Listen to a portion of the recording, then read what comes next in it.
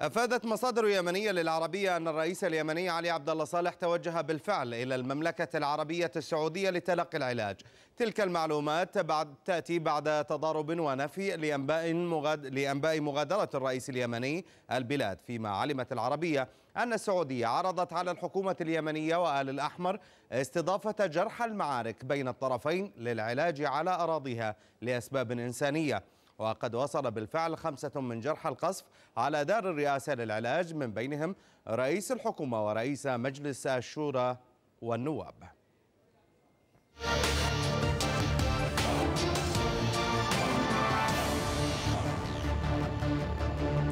ومعنا من جدة مراسل العربية خالد المطرفي. خالد، أهلا بك. هل بالفعل وصل الرئيس اليمني إلى السعودية؟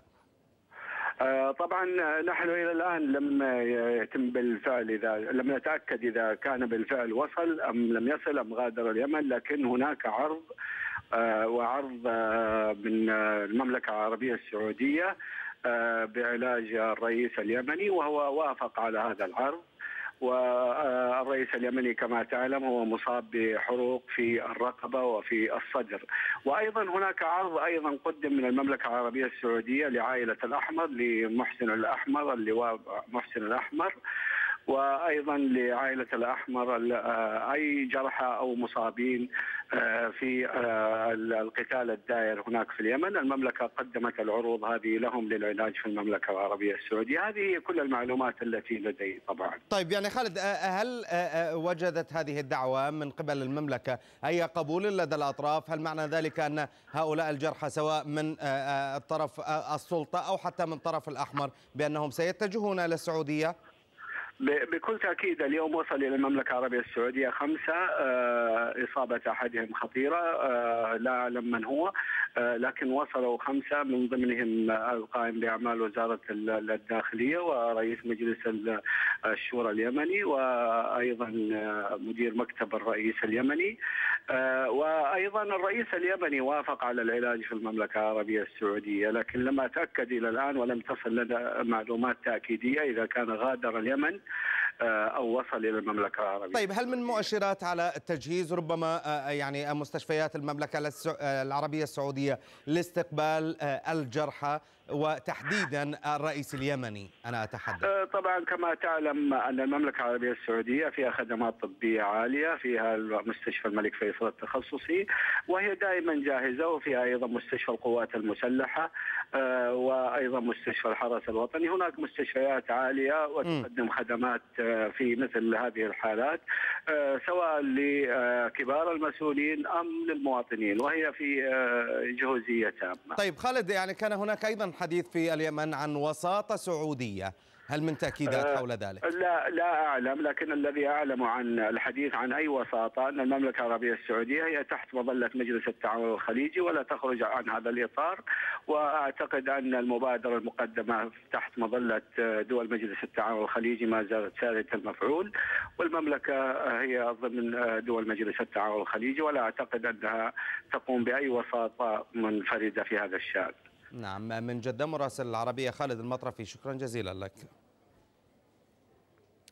إذن للمرة الأولى منذ تفجر أزمة الاحتجاجات في اليمن واندلاع الصراع المسلح في صنعاء اتجهت القذائف نحو دار الرئاسة. هذه الدار تقع بالقرب من جبل النهدين جنوب العاصمة صنعاء، وتحديدا في الجهة الجنوبية الشرقية من ميدان السبعين. ويحتوي هذا المجمع على مكاتب للرئيس علي عبد الله صالح وصالات استقبال كبرى، وأيضا قاعات للمؤتمرات، وكذلك مقر وسكن الرئيس. والمسجد يقع في الجهة الشمالية من هذا المجمع، وتحديدا هنا في هذه النقطة. تحيط بالدار معسكرات للحرس الجمهوري وكذلك الحرس الخاص. الهجوم على هذا المجمع تم بواسطة 4 قذائف، سقطت 2 منها في مسجد الرئاسة هنا، فيما سقطت القذيفة الثالثة في محيط المسجد وداخل السور. أما القذيفة الرابعة فسقطت عند أطراف ميدان السبعين في الطرف الجنوبي الشرقي. لم تحدد نوعية هذه القذائف، لكن الرئيس علي عبد الله صالح والحكومة وجه الاتهام سريعا نحو عائلة الأحمر التي تخوض منذ أيام مواجهات مع القوات الحكومية.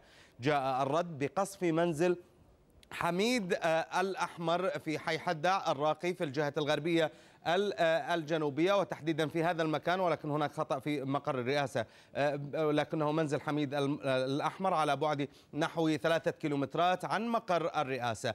دارت شكوك أيضا حول اللواء المنشق علي محسن الأحمر الذي أيد شباب الثورة في الساحات، وتولت قواته حماية المتظاهرين في ساحة التغيير، وترابط الفرقة الأولى مدرع التي يقودها الأحمر في منطقة مذبح أقصى الشمال الغربي من صنعاء، وعلى بعد نحو 12 كيلومترا من مقر الرئاسة. الموقع الثالث لعائلة الأحمر خصوم الرئيس صالح في صنعاء يتمثل في منزل صادق الأحمر زعيم القبيلة، قبيلة حاشد. الواقع هذا المنزل في هذه المنطقة، في منطقة الحصبة شمال صنعاء، والذي تعرض لقصف خلال الأيام الماضية من قبل الجيش اليمني. إذن هذا هو منزل صادق الأحمر.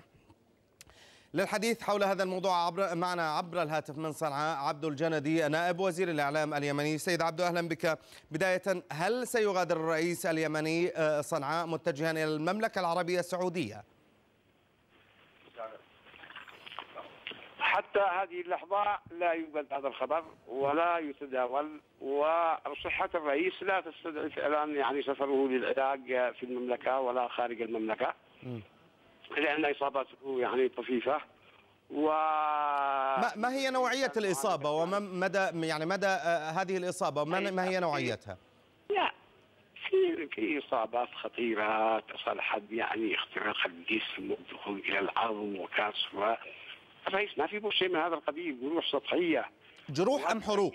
يعني لو أن جروح أم حروق؟ جروح حروق، يعني سميها ما شئت، يعني لأنه هو كان داخل الدوامة العنيفة هذه، يعني فعلا هذه تذيب صخور، ما بالك البشر. فالرئيس علي عبد الله صالح مصاب منها، ما يمكنش يعني انه يخرج كذا يعني سليم ما فيه حاجه، لكن لا توجد فيه اصابات تستدعي سفره الى الخارج.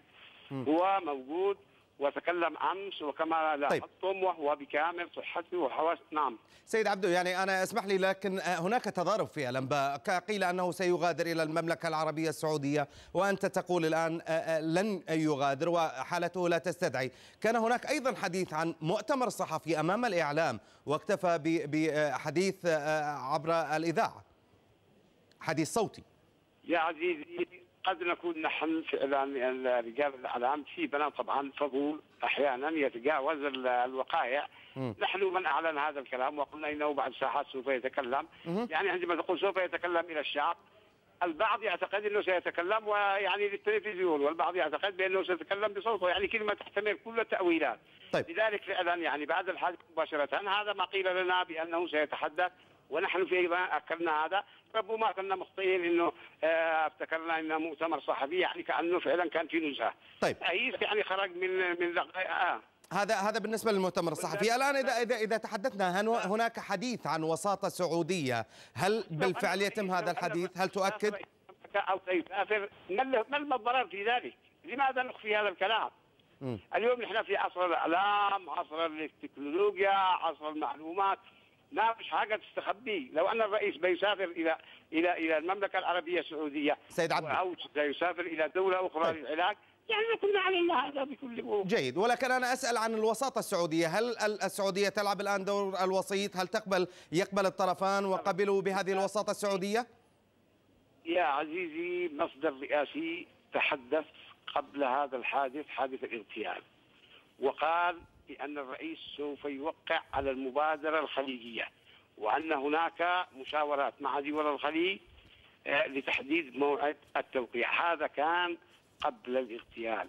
ليس من الحكمة ولا من الدبلوماسية إنه دول الخليج تجي الرئيس وهو في هذه الظروف الصعبة يقول له تعال يعني وقع على المبادرة. يعني الفكرة يعني قائمة، وعندما يستعيد الرئيس صحته ويتكلم مع وسائل الإعلام المرئية ويخرج إلى حيز الوجود يمارس عمله، بالتأكيد ستكون من ضمن مهامه هي المبادرة الخليجية، لأنه حتى ملوك وأمراء دول الخليج لا يمكن أن يطرحوا للرئيس المبادرة وهو في هذا الوضع. هم يجب أن يتعاطفوا مع رئيس الجمهورية. نعم. لأنه استهدف أهداف باطل. طيب. وهو يصلي في بيت الله. يعني هؤلاء أعداء الله. طيب. سيد عبدو الجندي نائب وزير الإعلام اليمني، شكرا لك. انتهى وقتنا في هذه الفقرة.